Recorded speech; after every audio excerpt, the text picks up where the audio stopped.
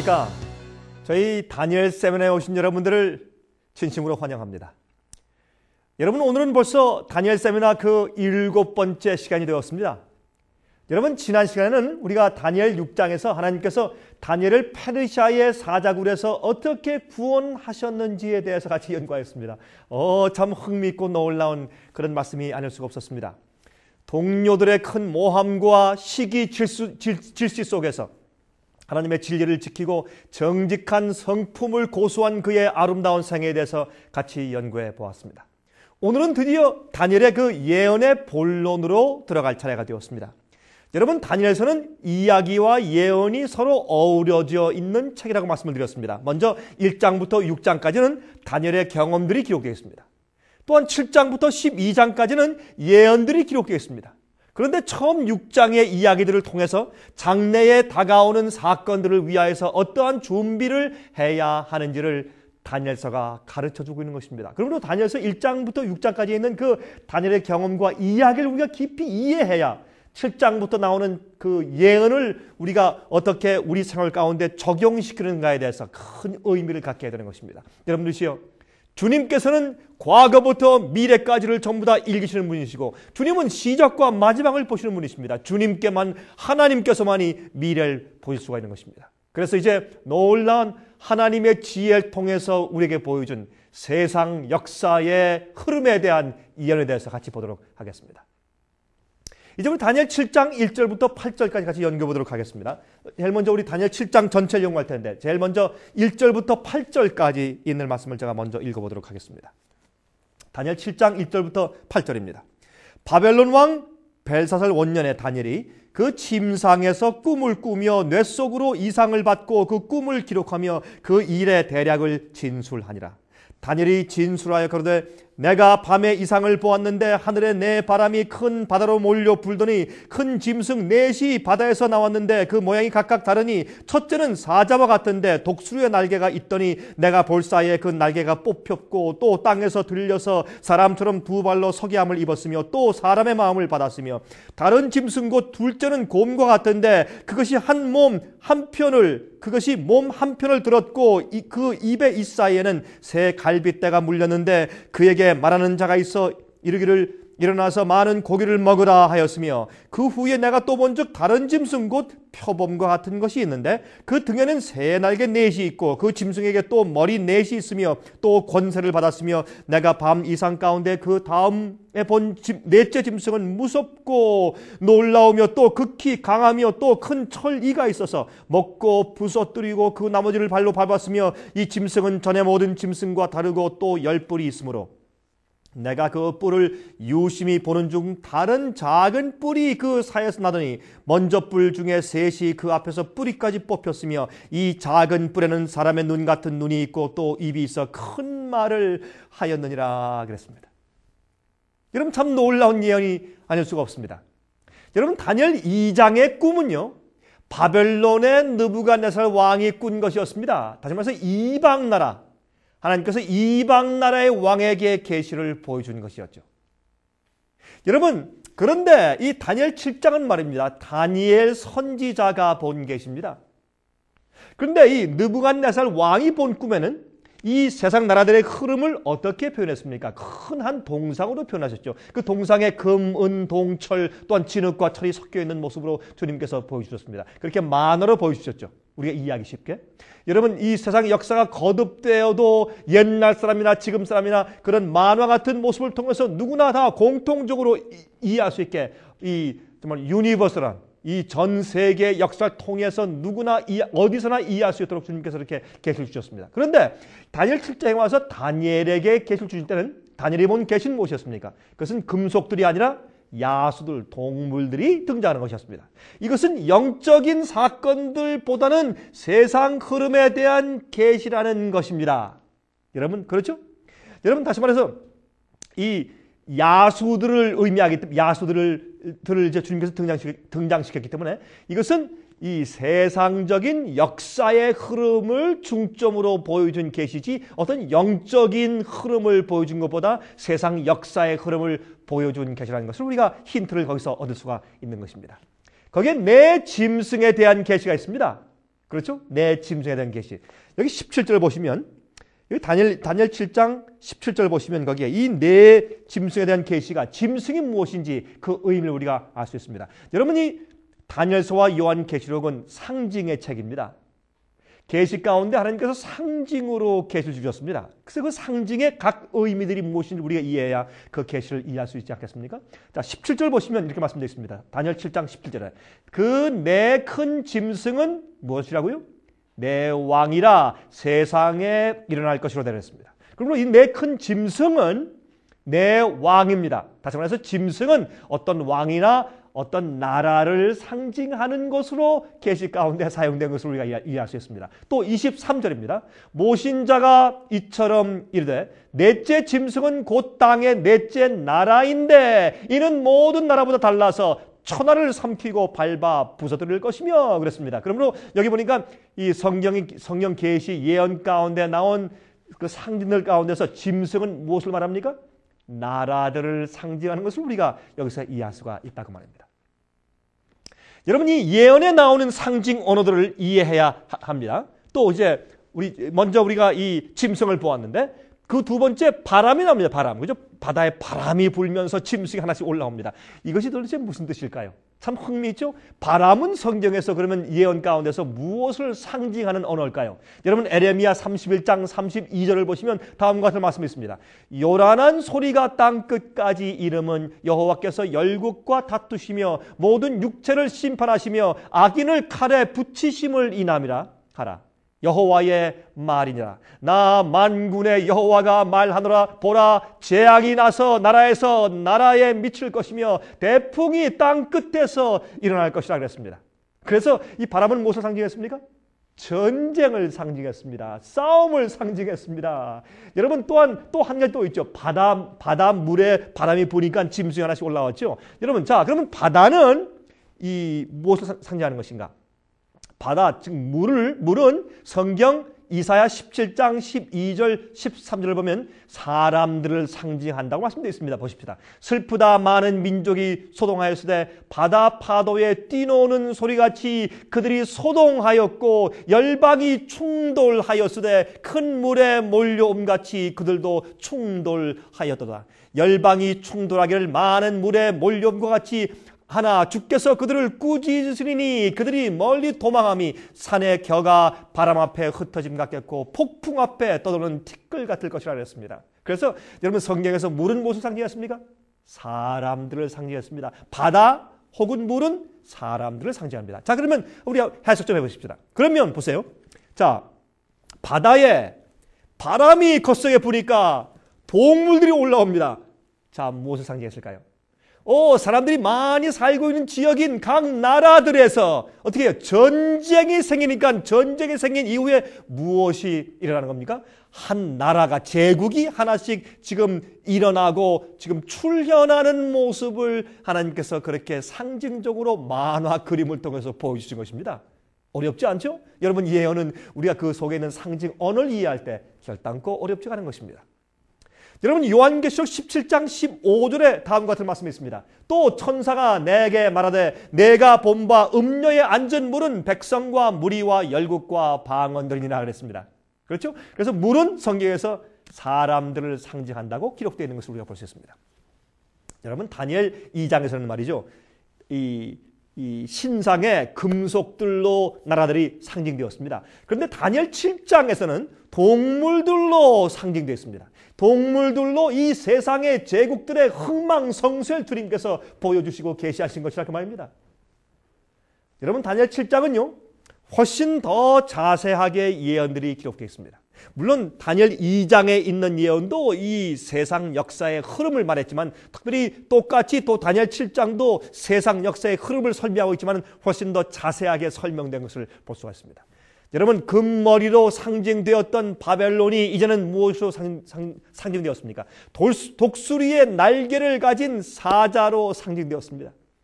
여러분 사자는 무엇입니까? 동물의 왕이죠. 또 독수리는요 새의 왕이죠.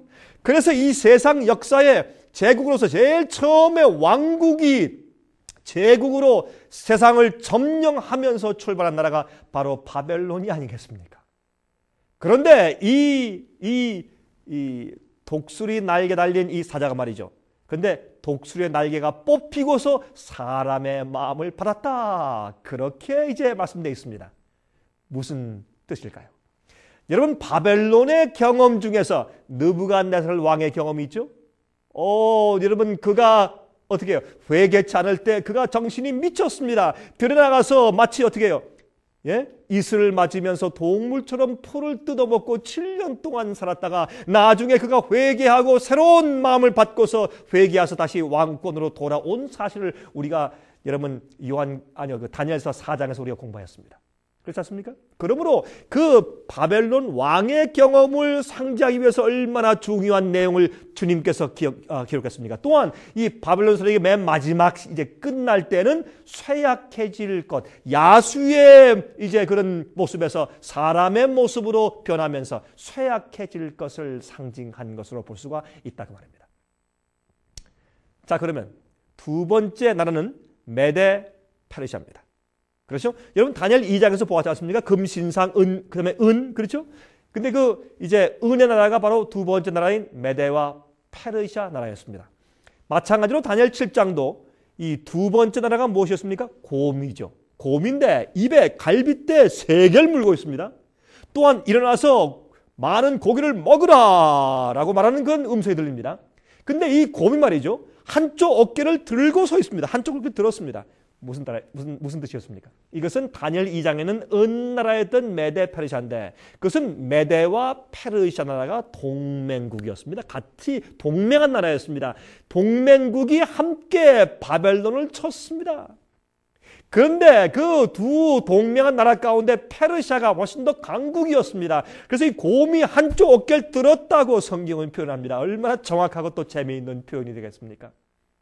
여러분, 이 페르시아가요, 이제 그때 바벨론을 정복할 때 바벨론만 정복한 것이 아니라 바벨론과 리디아와 애굽을 다 쳐서 정복한 세력이었습니다. 그래서 입에 갈빗대를 3대를 물고 있다고 하나님께서 표현하셨습니다. 참 흥미있고 재미있죠. 또한 고기들을 많이 잡아먹으라 라고 말한 것은 세상 많은 사람들을 괴롭히는 세력으로 등장하는 것을 성경은 예언하고 있다고 말합니다. 성경 예언은 얼마나 정확한지요, 얼마나 흥미있는지 모르겠습니다. 성경 예언은 어려운 것이 아닙니다. 그 속에 우리가 이해할 수 있는 열쇠를 가만히 발견하고 명상하면 성경 예언은 이미 그 성경 자체가 우리에게 풀이를 해주고 있는 것입니다. 여러분, 세 번째로 4개의 새의 날개를 가진 표범이 등장합니다.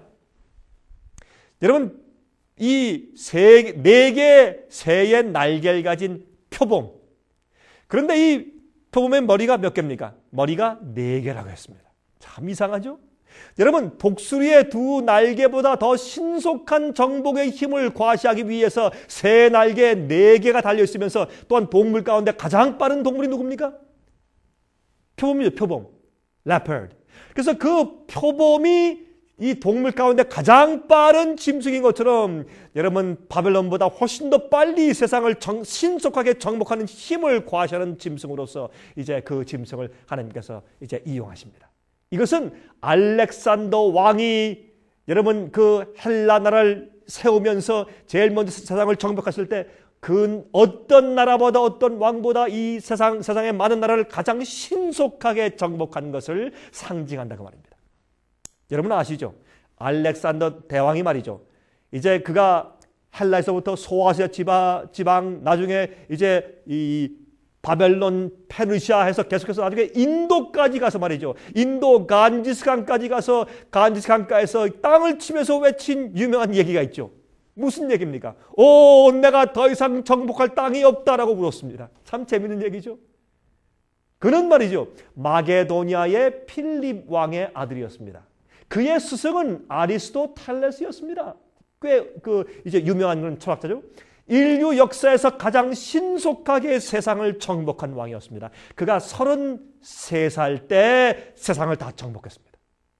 여러분, 예수님도 33살에 이 세상을 사랑으로 십자가에 돌아가시면서 정복했습니다. 그러나 이 왕은 33살에 칼로 세상을 정복했지만 그러나 돌아오다가 술을 많이 마셔서 그만 객사하고 요사하고 말았습니다. 그때 이제 그가 죽게 되었을 때 장군들이 와서 물었습니다. 왕이시여, 이 세상 다른 나라를 전부 정복하고 나서 이제 돌아가시면 누가 이 땅을 차지하겠습니까? 라고 물었습니다. 그때 유명한 얘기 있지 않습니까? 이 알렉산더 대왕이 한 얘기입니다. 죽는 그 침상에서 말하기를 강한 자가 가질지어다. 강한 자가 가져라 그랬습니다. 그래서 그 이후에 네 장군이 약 한 20년간 알렉산더의 네 장군들이 전쟁을 했습니다. 이 전쟁을 하면서 맨 마지막에 한 전쟁이 유명한 입수스 전쟁인데 301년 BC에 있었습니다. 그 이후에 이제 그 알렉산더 대왕이 차지한 그 영토 세상 나라 정복한 곳이 그 밑에 있는 네 장군을 통해서 네 나라로 정확하게 나누어지게 되었다. 그 말입니다. 그래서 이제 이 세 번째 나라의 짐승인 이 표범의 머리가 몇 개라고요? 4개라고요. 얼마나 흥미있고 정확한 예언입니까? 그래서 그 나라가 네 나라로 갈라질 것을 하나님께서 이미 예언해 두신 것입니다. 여러분, 그래서 이 네 장군의 이름을 따라서 네 왕국이 생겼는데 네 왕국의 이제 이름들은 제일 먼저 리스마커스인데, 리스마커스는 소아시아 터키 지방을 포함한 북방 지역을 차지했고, 또한 카산더는 로마와 헬라를 포함한 서방 지역을 차지했고, 또한 셀류커스는 말이죠, 시리아와 페르시아 지방을 포함한 동방 지역을 차지했고, 탈러미는 애굽을 포함한 남부 지역을 장악하게 되었습니다. 여러분, 이 다니엘서의 예언의 정확성은 참 놀라운 것입니다. 또한 얼마나 그 예언이 자세한지 모르겠습니다. 여러분, 하나님께서만이 그 미래를 내다볼 수가 있는 것입니다. 그래서 이 성경만이 우리가 믿을 수 있는 책인 것을 분명히 알 수가 있습니다. 그런데 네 번째 왕국은 정말 이상한 나라라고 말했습니다. 용처럼 생긴 나라입니다. 이상하고 무서운 나라라고 했습니다. 가장 큰 관심을 불러일으키는 세력이라고 이 성경 예언은 말하고 있습니다. 여러분, 이 나라에 대한 예언은요, 너무나도 중요하고 흥미인 것이기 때문에 하나님께서 이 같은 장에 2번 연거푸 반복해서 계시가 주어지는 것을 우리가 읽을 수가 있습니다. 이 짐승은 철의 이빨을 가진 그런 짐승이라고 했습니다. 열뿔을 가지고 있고 용과 같은 짐승이라고 말합니다. 먹고 부서뜨리고 발로 밟는 그런 잔인한 세력으로 이 성경 예언은 그 네 번째 왕국을 설명해 주고 있습니다. 어느 세력도 그 앞에서 설 수 없는 그런 아주 힘이 있는 이제 국가인 것을 이 성경 예언은 말하고 있습니다. 근데 이 성경 예언 가운데 이 네 번째 왕국이 말이죠, 우리 그리스도인들과 교회에게 아주 깊은 연관이 있어요. 교회를 핍박하는 세력입니다. 거기에서 작은 뿔 세력이 올라와요. 그래서 이 네 번째 짐승이 아주 큰 우리에게 흥미를 갖게 하는 그런 세력이기 때문에 하나님께서 2번 연거푸서 강조해서 이 네 번째 짐승에 대해서 설명하시고 계시하신 것을 우리가 볼 수 있다고 말입니다. 이 네 번째 왕국은 다른 세력들과 먼저 세 왕국들과 다르다고 했습니다. 그 성격이 다르고 거기에서 정말 하나님의 교회를 정말 핍박할 세력이 올라올 것이기 때문에 다르다고 설명을 하고 있습니다. 여러분, 이 철의 금속이죠. 철의 일을 가지고 있습니다. 이 네 번째 왕국이. 여러분, 이 다니엘서 2장을 보시면 다니엘 2장의 그 신상의 그 예언이 있지 않습니까? 그 신상의 예언 가운데서 네 번째 나라인 로마의 그 부분은 철로 만들어진 다리였습니다. 그렇죠? 그래서 이 네 번째 나라는 무서운 용 같은 나라, 10뿔 달린 이 왕국은 바로 로마 제국인 것을 알 수 있습니다. 여러분, 로마의 철로 만들어진 못으로 우리 주님이 십자가에 돌아가셨습니다. 여러분, 또한 12사도와 또한 사도 바울을 핍박하여 죽인 세력이 바로 로마입니다. 짐승의 밥으로 또는 십자가의 화형대에서 많은 사람들을 순교시킨 세력이 바로 이 로마 제국이 아니고 누구겠습니까?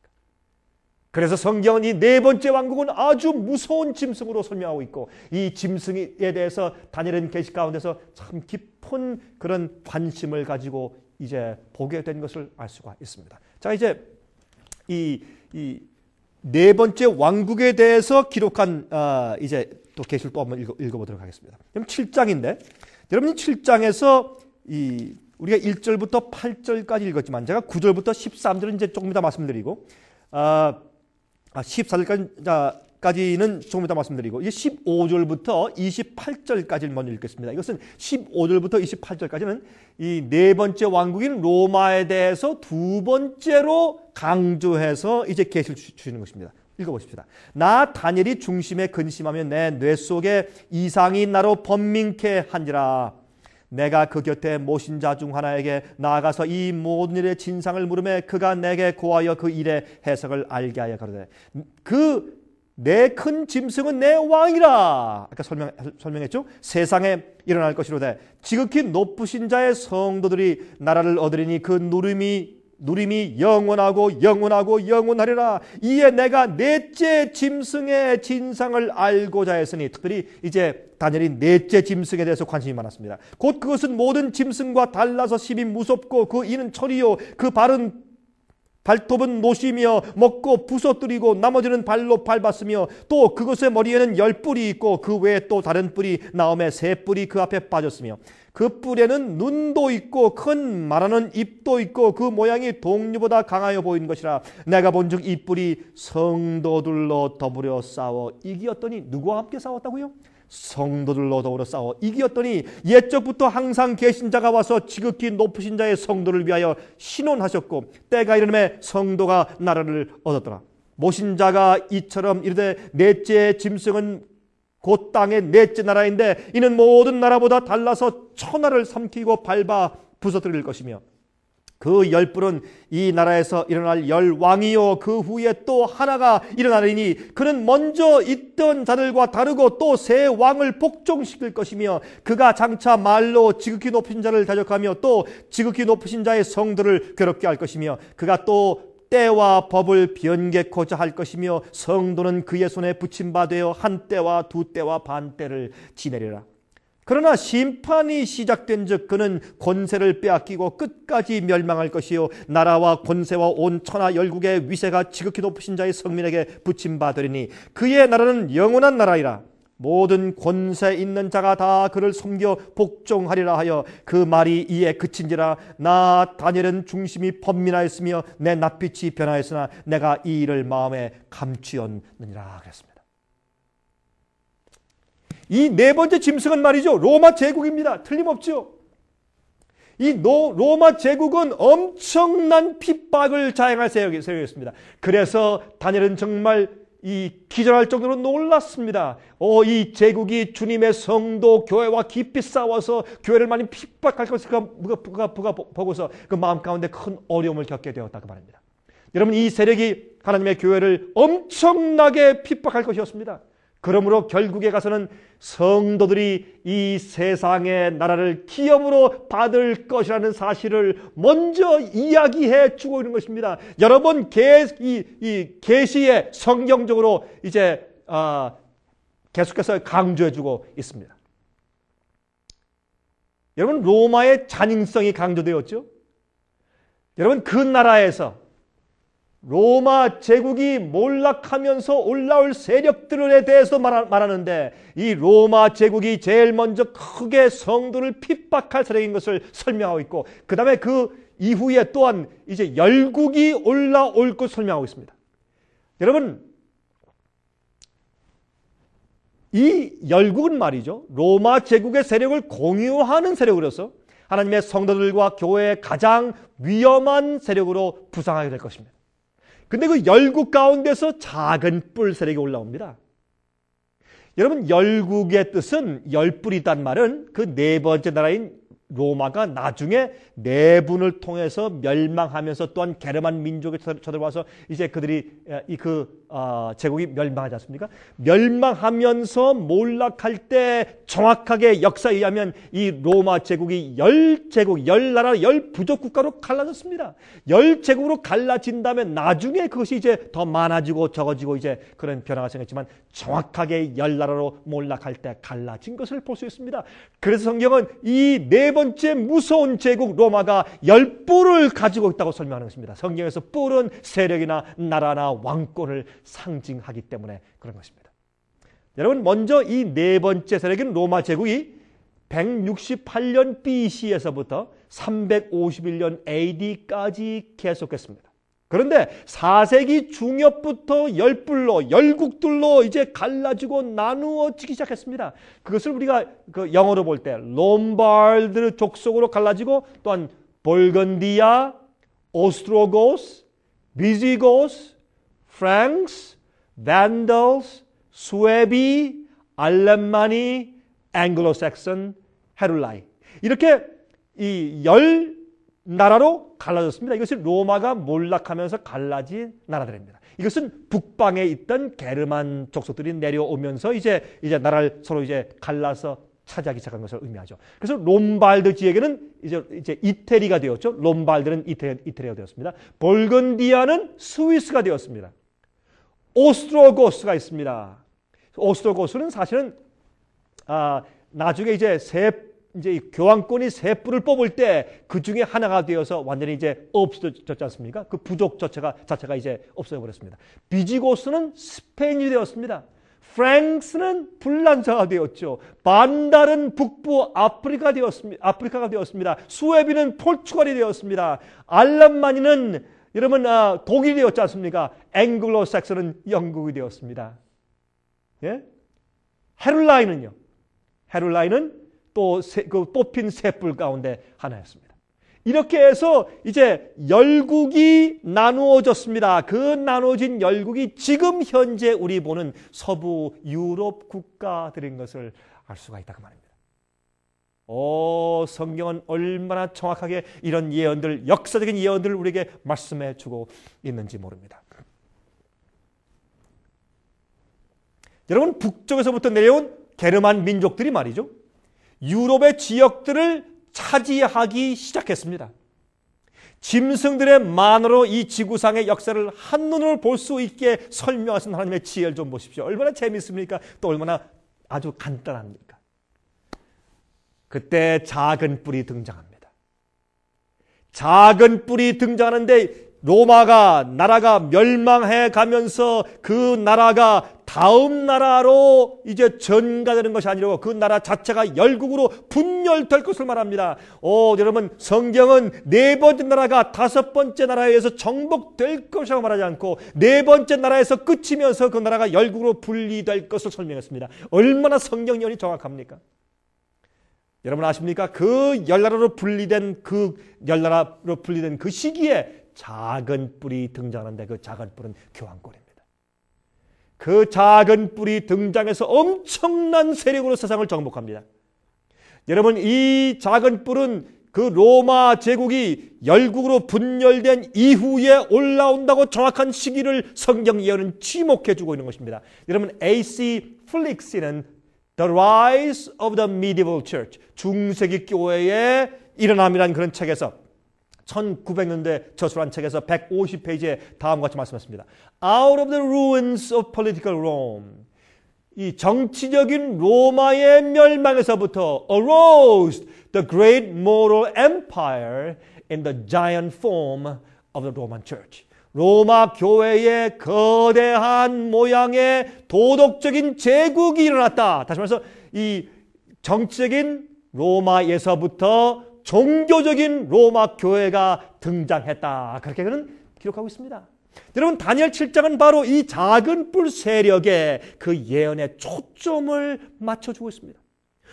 물론 첫 번째, 두 번째, 세 번째, 넷째 왕국이 등장하지만 거기서 또한 열국으로 이제 분열되는 것을 예언하지만 그 중에서 특별히 거기에서 그 열국 중에서 한 작은 뿔이 올라오는 그 작은 뿔에 이제 성도와 교회를 핍박하고 이제 진리를 타협시키고 진리를 짓밟는 그 세력인 작은 뿔 세력을 알게 해주기 위해서 미리 예언해 주기 위해서 이 작은 뿔 세력에 초점을 맞추고 있다 그 말입니다. 이 다니엘서 7장이에요.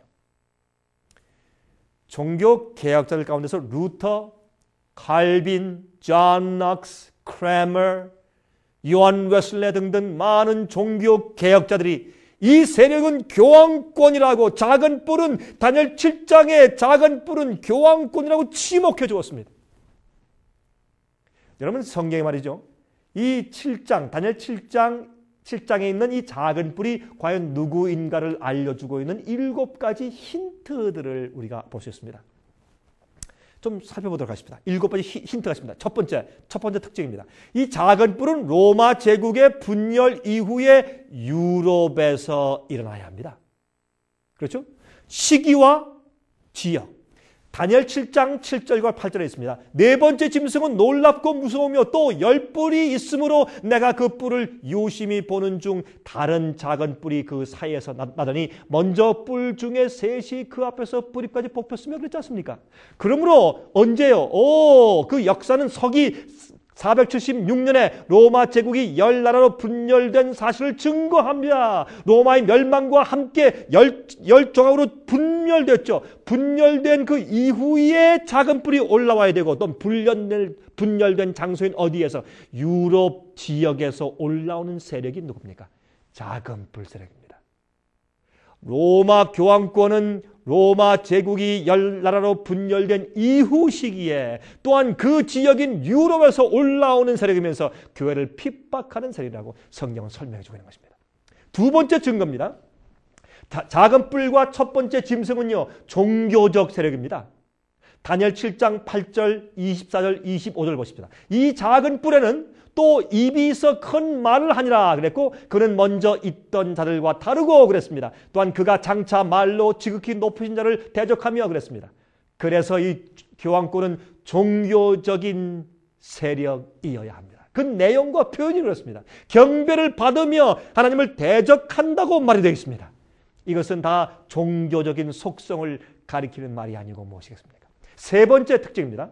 작은 뿔이 크고 참남된 말을 한다고 말했습니다. 다니엘 7장 8절을 보십시오. 이 작은 뿔에는 또 입이 있어 큰 말을 하니라 했습니다. 이것은 여러분 요한계시록 13장에 가서 보면 여기에 그 몸에 참남된 이름이 씌어 있고 한다는 참남된 말을 한다고 요한계시록 13장에 기록되어 있습니다. 하나님께 큰 말을 한다고 했어요. 이 성경에 참남되다는 이 단어의 뜻은요, 다음과 같은 두 가지의 의미로 사용되고 있습니다. 첫 번째, 인간이 자기 스스로 죄를 용서할 수 있는 권세를 가지고 있다고 주장하는 것이 참남된 것입니다. 둘째는 인간이 자신을 하나님과 동등한 위치에 올려놓는 것을 말하는 것입니다. 그것이 참남된 것입니다. 성경적인 지형입니다. 여러분, 저희가 발행하는 살아남는 이들 월간지 33호를 보시면 거기에 아주 자세하게 기록되어 있습니다. 여러분, 없으신 분들은 전화해서 주문하시기 바랍니다. 살아남는 이들 33호입니다. 네 번째 특징입니다. 이 작은 뿔의 네 번째 특징. 이 작은 뿔은 정치적인 세력이라고 설명했습니다. 다니엘 7장 8절입니다. 작은 뿔에는 사람의 눈 같은 눈이 있고 그랬어요. 사람의 a man. 한 사람의 눈 같은 눈이 있고 그랬습니다. 그게 무슨 뜻일까요? 교황청은요, 강력한 중앙 집권적 제도를 가진 도시 국가이며 정치적인 세력입니다. 피라미드 형태의 강력한 중앙 집권제 조직을 가지고 있는 교황권의 형태는 강력한 왕권을 연상케 하는 것입니다. 여러분, 실제에 있어서 로마의 바티칸은 지금도 교황이 군주로서 군림하는 하나의 독립된 국가인 동시에 절대적 군주 국가의 형태를 가지고 있습니다. 여러분 아십니까? 이 세상의 어떤 나라도 교회 자체가 종교가 국가로서 군림하는 형태는 없습니다. 바티칸밖에 없습니다. 여러분, 교황권을 대부분의 사람들은 말이죠, 하나의 종교라고 생각하지만 실제로는 종교적으로 인정받는 독립된 한 국가요 나라인 것입니다. 그래서 현재 여러분 아십니까? 전 세계 한 150여 개 국가와 대사를 서로 교환하고 있는 입장에 있습니다. 여러분 아시죠? 신성 로마 제국의 헨리 4세가 말이죠, 헨리 4세 교황이 파문시켜버렸습니다. 한 번은 옛날에. 그때 당황한 이 헨리 4세는 이탈리아의 키노사에 가서 말입니다, 교황의 그 숙소 옆에 가서 눈 속에서 맨발로 교황에게 3일 동안 빌어서 겨우 용서를 받았다는 그런 역사적인 기록이 있는 것입니다. 다섯 번째 특징입니다. 작은 뿔은 성도들을 핍박했습니다. 핍박한다고 했습니다. 다니엘 7장 22절과 25절입니다. 내가 보니 이 작은 뿔이 성도들로 더불어 싸워 이기었더니 지극히 높으신 자의 성도를 괴롭게 할 것이며, 그런 말씀이 기록되지 않습니까? 여러분, 우리는 이 교황권이 1260년 동안 중세기에 얼마나 많은 주의 참된 백성을 핍박해서 순교시켜 죽였는지 우리의 역사를 통해서 아는 것입니다. H.G. 게이네스는 그가 쓴 시대에 임박한 종말책 204페이지에 다음과 같이 썼습니다. 로마 교황은 자신이 양심적으로 믿는 신앙 때문에 로마 교회가 강요하는 가르침과 우상 숭배를 받아들이지 아니하고 하나님의 말씀에 근거하여 성소를 높이 쳐들며 죽음도 불사하면서 죄를 대항하여 피로써 항거한 5천만 명 이상의 남녀들을 종교 암흑시대 동안에 살상한 것으로 추산된다라고 기록했습니다. 1998년 5월 28일자 최근입니다. 교황 요한 바오로 2세, 현재 있는 교황 요한 바오로 2세는 자신의 사도서신에서 5년 전 얘기입니다. 자신의 사도서신, 이 Apostolic Letter, 자신의 사도서신에서 다음과 같은 천주교의 법령을 발표했습니다. 한번 들어보십시오. 그는 이렇게 말했습니다. 진리 곧 거룩한 가톨릭 신앙을 부인하거나 의심하거나 그리스도인 신앙을 완전히 거부하거나 법에 의하여 경고받은 다음에도 본인의 입장을 바꾸지 않는 자는 출교시킴으로써 이단자 또는 배도자로 처벌해야 한다. 성직자의 경우에도 예외 없이 기타 다른 벌금형에 처한다라고 기록하고 있습니다. 여러분, 이제 지금도 옛날 있었던 천주교의 핍박의 사상은 지금도 변치 않고 있는 것입니다. 성문화되어 있지 않습니까, 여러분? 지금 들으신 것처럼.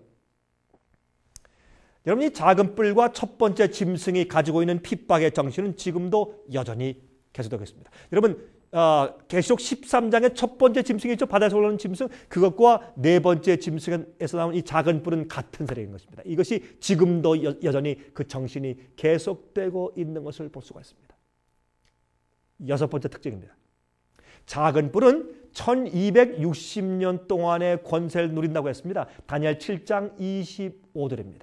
여러분, 성도는 성경은 말합니다. 성도는 그의 손에 붙임바 되어 한 때와 두 때와 반 때를 지내리라 했습니다. 여러분, 교황권은 말이죠, 1260년 동안의 권세를 누렸습니다. 이 기간에 대한 예언은 성경에 7번 반복해서 기록되어 있습니다. 어떤 때는 한 때와 두 때와 반 때라고 기록되어 있고, 어떤 곳은 42달이라고 기록되어 있고, 어떤 곳은 1260일로 기록되어 있습니다. 이러한 똑같은 기간의 예언이 성경 가운데 다니엘과 요한계시록에 7번이나 반복된 것은 이 세력이 얼마나 우리가 알아야 할 중요한 세력인가라는 것을 강조하는 것이 아니고 무엇이겠습니까? 그런데 여러분, 에스겔서 4장 6절 보시면, 또한 민수기 14장 34절 보시면 이르는 얼마라고요? 이르는 1년이라. 그래서 우리가요, 이 요한계시록이나 다니엘에서 기간적인 성경 예언을 해석할 때는 하루를 얼마라고요? 1년으로 해석하게 되는 것입니다. 그래서 538년도에 로마 교황권이 말이죠, 로마에 있는 교회 감독이 세력을 얻어서 온 세상 교회 머리가 되고 이단을 이제 박멸하는 세력의 우두머리가 되면서 이제 그 로마의 감독이 말이죠, 538년도에 자기의 고난을 반대하는 헤를라이와 반달과 오스트로고스, 헤를라이와 반달과 오스트로고스 이 세 뿔을 뽑습니다. 이 세 뿔을 뽑아 없앤 다음에 드디어 AD 538년도에 교황권을 확립합니다. 그때부터 드디어 이 세력이 1260년 동안 한때 반때 두때, 여러분, 한때 반때 두때, 한때 두때 반때에서 세때 반은요, 한때 두때 반때인데, 세때 반이라는 것은 3년 반이라는 말인데, 옛날 앵글로 섹선, 옛날 고대 영어 가운데 time이라는 말은 1년이라는 말입니다. time, times, half time. 그것은 한때, 두때, 반때, 세때 반, 3년 반이라는 말입니다. 3년 반은 얼마입니까? 360일이죠. 또 12달이죠. 그러면 42달은 3년 반이죠. 또 42달은 한 달을 30일로 해서, 이것은 유대인들의 달력은요, 한 달이 30일이었습니다. 성경의 한 달이라는 것은 30일이에요. 그래서 30일이 42달이면 얼마입니까? 1260일이에요. 그래서 3년 반과 42달과 1260일은 1260년 동안 중세기의 이 로마 교회가 이 교회를 핍박한, 주의 백성을 핍박한 암흑시대의 핍박 시기를 가리키는 예언이 아닐 수가 없는 것입니다. 그래서 이것이 538년도에 교황권이 세 뿔을 뽑아버리고서 자기 세력을 더 이상 반대할 자 없이 완전히 확립한 그 시기부터 시작해서 1260년이 지난 다음에 1798년도까지 그 세력이 그 핍박 기간이 계속될 것을 설명하는 예언인 것입니다. 여러분, History of the Reformation, 그건 J.A. 와일리스가 쓴 이 종교 개혁의 역사, The History of the Reformation, 그 책에 이렇게 그런 말했습니다. 서기 538년도에 로마 교회의 감독은 세상 모든 교회들의 머리가 되었고 이단자들을 처벌하는 자가 되었으며 또한 그 해에 1260년간의 교황의 통치가 시작되었다라고 말했습니다. 여러분, 참으로 놀랍게도 말이죠. 요한계시록 13장에도 1260년이 끝나는 시점에 교황권의 마지막 모습에 대해서 이렇게 예언되어 있는 것을 볼 수 있습니다. 요한계시록 13장 9절과 10절입니다. 누구든지 귀가 있거든 들을지어다. 사로잡는 자는 사로잡힐 것이요 칼로 죽이는 자는 자기도 마땅히 칼에 죽으리니 그랬습니다. 그래서 칼로 이제 주의 종들을 많이 죽인 그가 자기도 칼에 죽을 것이라고 예언되어 있습니다. 그런데 서기 538년에 교황권의 권세가 확립됨으로 시작된 1260년의 예언은 1798년도에 불란서의 나폴레옹 장군 밑에 있던 버티어 장군의 칼에 의해서 교황권이 붕괴됨으로 놀라울 정도로 그 예언이 정확하게 성취되었습니다. 그가 바티칸에 들어가서 피우스 6세를 붙잡아다가 말에 태워서 불란서에 들어가서 감옥에서 죽었습니다. 그가 칼로 많은 사람을 쳤을 때 그도 칼로 죽었습니다. 얼마나 정확하게 1798년도에 1260년 동안의 핍박의 예언의 기간이 끝나는 정확한 해에 그가 그렇게 죽었는지 모릅니다. 놀라운 예언 성취 아닙니까? 7번째 특징입니다. 작은 뿔은 이 하나님의 십계명을 변경시키고자 하였다고 말했습니다. 이것은 중요한 것입니다, 여러분. 그래서 이 작은 뿔은 로마 교황권일 수밖에 없습니다. 미래에 올 어떤 독재자가 아닙니다. 이것은 이미 존재했고 우리 옛날의 종교 개혁자들이 다 그렇게 똑같이 이구동성으로 말했고 풀고 해석한 내용대로 이 작은 뿔의 세력은 교회를 핍박하고 진리를 파괴시켰던 교황권의 세력인 것을 우리가 알 수 있습니다. 여러분, 우리는 교회를 공격하는 것이 아닙니다. 시스템을 공격하는 것입니다. 각 교회 안에 주님의 참된 백성들이 있고 진실된 그리스도인들이 있습니다. 우린 그 잘못된 시스템을 말하는 것입니다. 다니엘 7장 25절에 이렇게 말씀되어 있습니다. 그가 또 때와 법을 변개코자 할 것이며 성도는 그의 손에 붙임 바 되어서 한 때와 두 때와 반 때를 지내리라 그랬습니다. 여러분, 교황권은 말이죠. 종교 암흑시대 동안에 십계명을 변경하려고 했습니다. 여러분 아시죠? 다니엘 7장에는 이 예언에 대한 자세한 묘사가 기록됐습니다. 하나님의 법을 어떻게 해요? 변경시키려고 할 것이라고요. 주님의 계명 십계명을요. 여러분, 적그리스도의 세력은 종교 암흑시대 동안 하나님의 법인 십계명을 변경시켰는데 특히 때, 즉 시간과 관련된 계명을 변경시킴으로써 하나님을 회방하였습니다. 여러분 아십니까? 여러분, 그 사실 제가 말씀드리겠습니다. 이래서 분명히 이 세력은 로마 교황권이었다고 성경은 말씀하고 있습니다. 여러분, 교황권은 말이죠, 자신들에게 하나님의 법을 변경하거나 삭제할 수 있는 권한이 있다고 믿는 믿음을 가톨릭 백과사전에 다음과 같이 기록해 두었습니다. 우리 교회는 하나님께서 말씀하신 법과 계명을 고칠 수 있는 권한이 우리 교회에게 있다, 그렇게 말을 했어요. 여러분, 이 로마 천주교회의 백과사전 가운데 이런 말이 있어요. Pope, 교황, the Catholic Encyclopedia, 이 천주교의 백과사전에 그 교황이라는 난에 있습니다. 그러니까 12권, Volume 12, 12권 265페이지에 이 second column에 다음과 같은 말이 기록되어 있어요. 베드로와 그의 후계자, 이것은 교황들을 뜻합니다. 베드로와 그의 후계자들은 교훈이나 금지에 관한 율법을 부과할 수 있는 권세를 가졌음과 아울러 이러한 율법들로부터 면제 주는 권세도 있고 필요하다면 폐지시키는 권세도 있다. 이러한 사법상의 권한은 심지어 죄까지라도 용서할 수 있는 권세를 포함하고 있는 것이다 라고 말했어요.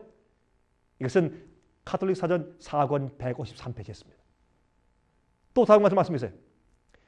이 똑같은 가톨릭 사전 4권 153페이지에 있습니다.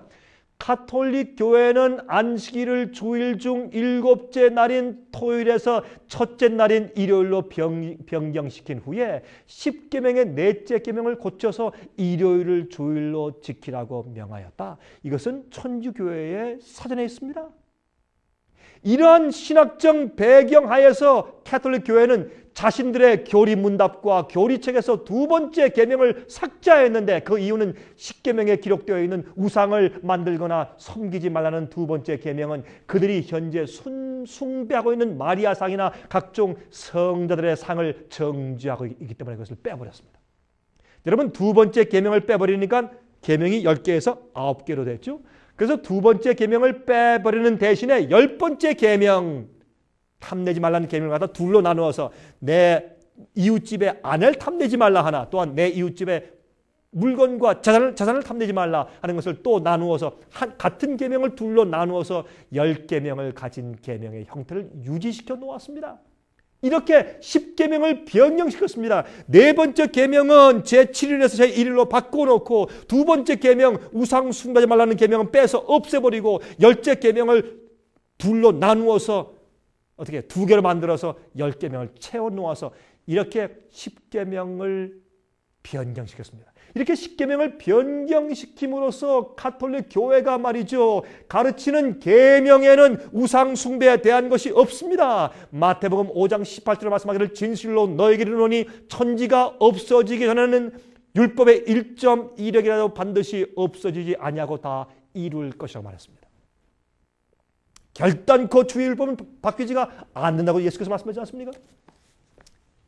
여러분, 종교개혁의 선봉이었던 마르틴 루터는 교황권이 하나님의 10계명을 변경시킨 문제에 대해서 다음과 같이 말했습니다. The Prophetic Faith of Our Fathers라는 책에 Volume 2, 2권 291페이지와 256페이지에 있습니다. 바울이 데살로니가 후서 2장 4절에 하나님이나 숭배함을 받는 자 위에 뛰어나 자존하여 하나님 성전에 앉아 자기를 보여 하나님이라고 기록하였던 그 존재가 여기에 있다.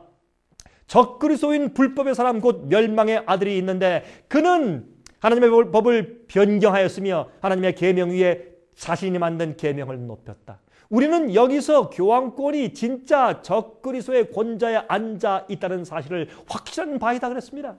그 배경은 다음과 같습니다. 여러분, 태양신을 섬기는 이교도였던 로마 제국의 컨스탄틴 황제가요, 그리스도인들의 지지를 얻음으로써 자신의 정권을 안정시키기 위해서 그리스도 교회로 개종하면서 기독교회를 로마의 국교로 삼았습니다. 기독교를 로마의 국교로 삼았습니다. 이것을 기점으로 해서 수많은 정치인들과 이교도인들이 황제의 뒤를 따라서 그리스도 교회 안으로 밀려 들어오기 시작했습니다. 그래서 기독교회로 새로 개종한 황제는 이교도인들의 반발을 막기 위해서 그들의 풍습과 전통인 우상을 만들어서 신전에 세우는 관습과 그들이 태양신에게 예배드리는 날인 첫 번째 날을 기독교회가 수용해 줄 것을 요구했습니다. 그때 교황권의 지도자들은 황제의 환심을 사기 위해서 하나님께서 친히 기록하신 10계명을 변경시킴으로써 황제의 요구를 수락해 주게 된 것입니다. 여러분, 침례교회의 교회 요람을 쓴 바 있는 침례교회 신학자인 에드워드 히스칵스 박사는 뉴욕에 있는 목회자들의 회의에서 설교하면서 다음과 같이 말한 적이 있습니다.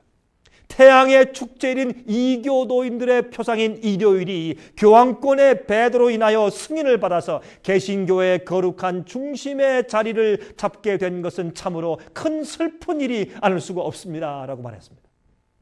여러분, 놀라운 얘기 아닙니까?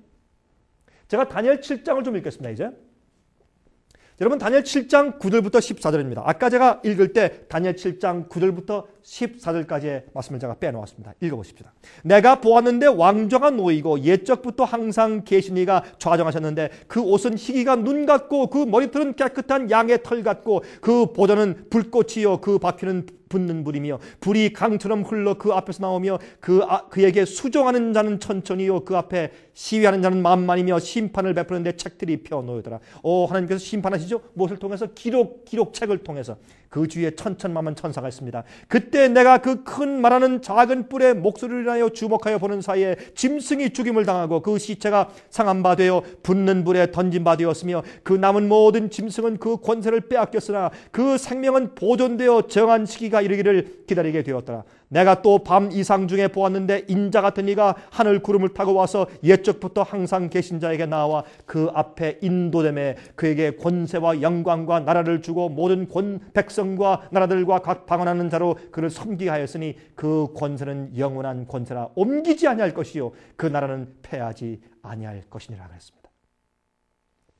여러분들이요, 예수님의 재림 전에 심판이 있을 것을 말합니다. 특별히 이 교황권이 교회 역사 가운데 큰 잘못된 일을 행했습니다. 이것을 가지고 성경은 말했습니다. 예수께서 재림하시기 전에 하나님 앞에 책들이 펴놓이고 교회를 심판합니다. 교황권의 한 잘못된 일을 심판할 것입니다. 또 순교한 것을 심판할 것입니다. 억울한 자들을 심판해 보여주실 것입니다. 성경은 재림 전에 심판이 있을 것을 말하고 있습니다. 여기에 보니까 다니엘서에 이러한 네 날의 역사와 특별히 작은 뿔의 역사를 설명하면서 주님께서 심판을 책에 쓴 기록들을 다 심판하신 다음에 끝내시겠다고 설명하는 것입니다. 여러분, 심판이 있습니다. 놀라운 성경 예언 속에 심판이 말씀되어 있습니다. 준비하시기 바랍니다. 제가 다음 시간에 더 자세한 말씀을 드리겠습니다. 안녕히 계십시오. 은혜 많이 받으셨습니까? 생애의 빛은 각종 미디어, 즉 출판물, 텔레비전, DVD, CD, 그리고 웹사이트를 통하여 복음을 전하는 미디어 선교 기관입니다. 생애의 빛 선교 사업에 대해서 좀 더 자세하게 알기 원하시는 분들은 웹사이트 www.sostv.net를 방문하시기 바랍니다. 생애의 빛 웹사이트에는 지금까지 나온 모든 월간지와 DVD, 텔레비전 방송물들을 누구나 무료로 보실 수 있도록 준비되어 있습니다. 지금까지 소개해드린 생애의 빛 선교 교재 중에서 원하시는 책자나 DVD가 있으시면 무료 전화 1877-704-1004번 1877-704-1004번으로 신청하여 주시기 바랍니다. 미국 동부 시간으로 월요일부터 금요일까지 9시에서 5시 사이에 전화해 주시면 감사하겠습니다. 그럼 다음 시간까지 안녕히 계십시오.